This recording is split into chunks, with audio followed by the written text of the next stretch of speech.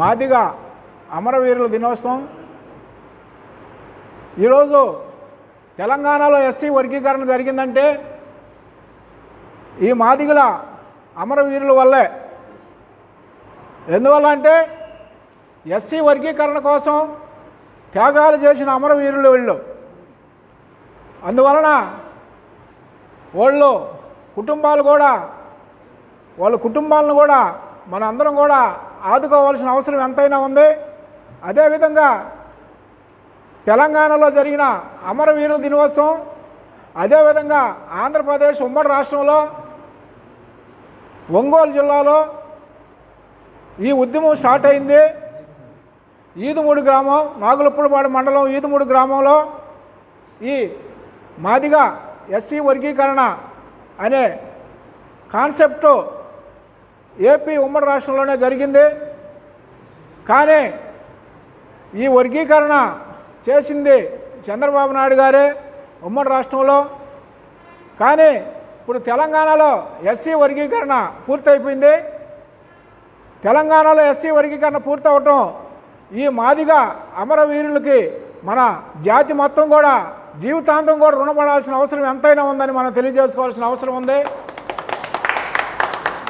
అదేవిధంగా మన ఆంధ్రప్రదేశ్లో కూడా ఎస్సీ వర్గీకరణని చంద్రబాబు నాయుడు గారు తొందరగా వర్గీకరణ చేసేసి రేపు రాబోయే డిఎస్సీలో కానీ అదేవిధంగా గ్రూప్ 2లో కానీ మాదిగ స్టూడెంట్లకి మాదిగ ఉద్యోగస్తులకు కూడా న్యాయం జరిగే విధంగా ఈ మార్చిలోనే ఈ ఎస్సీ వర్గీకరణ పూర్తి చేయాల్సిన బాధ్యత కూడా చంద్రబాబు నాయుడు గారు చొరవ తీసుకొని మాదిగ అమరవీరులకు కూడా ఏపీ ప్రభుత్వం కూడా ఒక ఘన నివాళి అర్పించడం అని మేము తెలియజేస్తా ఉన్నాం. ఈ వర్గీకరణ కానీ ఈ మార్చిలో చేస్తే అందువలన రాబోయే రోజుల్లో మన ఏపీ తెలంగాణ అనే కాకుండా ఉమ్మడి రాష్ట్రం మొత్తం మీద మన ఈ అమరవీరులకి మాదిగ జాతి మొత్తం కూడా జీవితాంతం కూడా రుణపడాల్సిన అవసరం ఎంతైనా ఉందని తెలియజేస్తా ఉన్నాం. జేఏసీ ప్రధాన కార్యదర్శిగా పనిచేస్తున్నాను. ఈరోజు ఉమ్మడి ఆంధ్రప్రదేశ్లో ఉన్నటువంటి అమరులైనటువంటి అమరవీరులందరికీ కూడా ప్రతి గ్రామంలో, జిల్లాలో, అన్ని ప్రాంతాల్లో కూడా ఈరోజు మరి అమరవీరులకు నివాళులు అర్పిస్తున్నారు. అది జాతికి అందరికి కూడా ఈరోజు వాళ్ళని గుర్తు చేసుకొని వాళ్ళ త్యాగ ఫలితంగా ఈరోజు తెలంగాణలో కూడా వర్గీకరణ చేయడం జరిగింది. నిజంగా కూడా 30 సంవత్సరాలు ఉద్యమ స్ఫూర్తిని నింపుకొని వాళ్ళు ఉద్యమానికే అంకితమై ఉద్యమం కోసమే ప్రాణాలు అర్పించినటువంటి గొప్ప నేతలు వాళ్ళని ఎప్పుడు కూడా జాతి మర్చిపోదు. వాళ్ళు ఈ యొక్క ప్రజలు మాదిగ జాతి ఉన్నంత వరకు వాళ్ళని ఇప్పుడు కూడా విస్మరించే పరిస్థితి ఉందని చెప్పి సందర్భంగా తెలియజేస్తున్నాం. అదేవిధంగా మరి ఈరోజు తెలంగాణలో ఉవ్వెత్తులు వేసినటువంటి ఉద్యమం స్ఫూర్తి తీసుకొని తెలంగాణలో ఉన్నటువంటి ప్రభుత్వం వెంటనే మరి సుప్రీంకోర్టు ఆదేశానుసారంగా వర్గీకరణ చేయడం జరిగింది. అదేవిధంగా ఆంధ్రప్రదేశ్లో కూడా మరి ఈ పరిస్థితిని గమనించి మరి ఉమ్మడి రాష్ట్రంలో ఉన్నటువంటి గతంలో చేసిన విధంగానే ఏబిసిడి వర్గీకరణ చేయాలి. అదేవిధంగా జనాభా ప్రాతిపదిక తీసుకొని రాష్ట్రాన్ని యూనిట్గా తీసుకొని వర్గీకరణ చేయాలని చెప్పేసి ప్రధానంగా మేము డిమాండ్ చేస్తున్నాం. అది కూడా డిఎస్సి నోటిఫికేషన్ రాకముందే వర్గీకరణ చేయాలని చెప్పేసి ప్రధానంగా మా వర్గాలన్నీ కూడా డిమాండ్ చేస్తున్నాయి. అందుకనుగుణంగా ప్రభుత్వం కూడా వెంటనే చర్యలు తీసుకొని ఈ వర్గీకరణ చేయాలని చెప్పేసి మా ప్రధానమైన డిమాండ్ కాబట్టి వెంటనే స్పందించి చేయాలని కోరుతున్నాం. Thank you. 30 సంవత్సరాల వర్గీకరణ పోరాటంలో ఎంతోమంది ప్రాణాలు విడిచారు.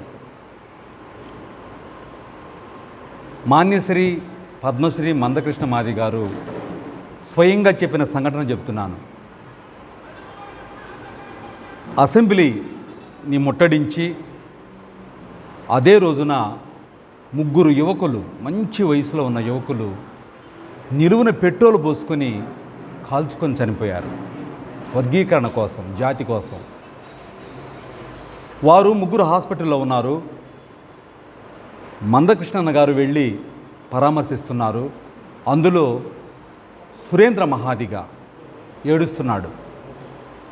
అతనికి పూర్తిగా 99% కాలిపోయింది శరీరం, కళ్ళంతా వాచిపోయాయి. కృష్ణన్న చూడలేకపోతున్నాడు. అతన్ని కృష్ణన్న చూస్తున్నాడు. కృష్ణన్న ఏడుస్తున్నాడు. ఆ సన్నివేశం చూసి అతను చనిపోతున్నాడని తెలిసి ఏడుస్తుంటే ఆ సురేంద్ర మహాదిగ్ అనే వ్యక్తి ఒక మాట అన్నాడు. అన్నా, నువ్వేడవద్దు, నువ్వేడిస్తే నేను చాలా బాధపడతా.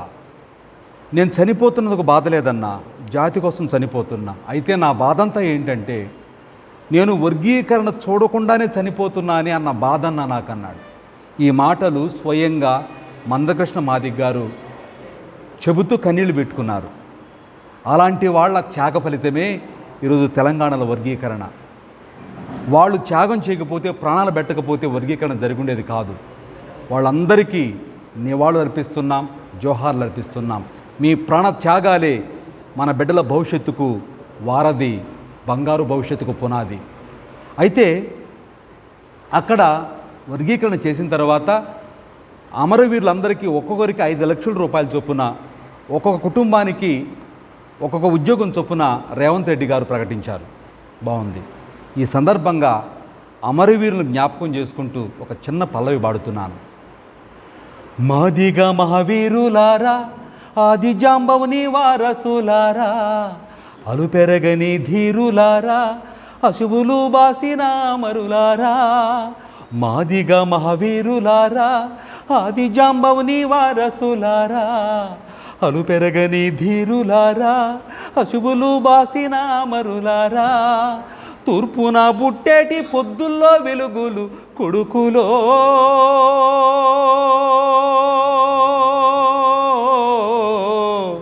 మార్పుకై నడిచేటి ఉద్యమ బాటలు బిడ్డలో. తూర్పున బుట్టేటి పొద్దుల్లో వెలుగులు కొడుకులో, మార్పుకై నడిచేటి ఉద్యమ బాటలు బిడ్డలో. మాదిగ మహావీరులారా, ఆది జాంబవుని వారసులారా, మాదిగ మహావీరులారా, ఆది జాంబవుని వారసులారా. జాతి విముక్తిని కోరి సంఘటిత శక్తిగా మారినారు. విప్లవకారులుగా మారి విజయకేతనం ఎగరేసినారు. ఆత్మగౌరవ పోరాటం తుందని చాటినారు బిడ్డలో. జోహార్ మాదిగ అమరవీరులకు, జోహార్ మాదిగ అమరవీరులకు, జోహార్ మాదిగ అమరవీరులకు. ఆంధ్ర రాష్ట్రంలో కూడా వర్గీకరణ సాధించి వాళ్లకు నిజమైన నివాళులు అర్పిస్తామని తెలియజేస్తున్నాం.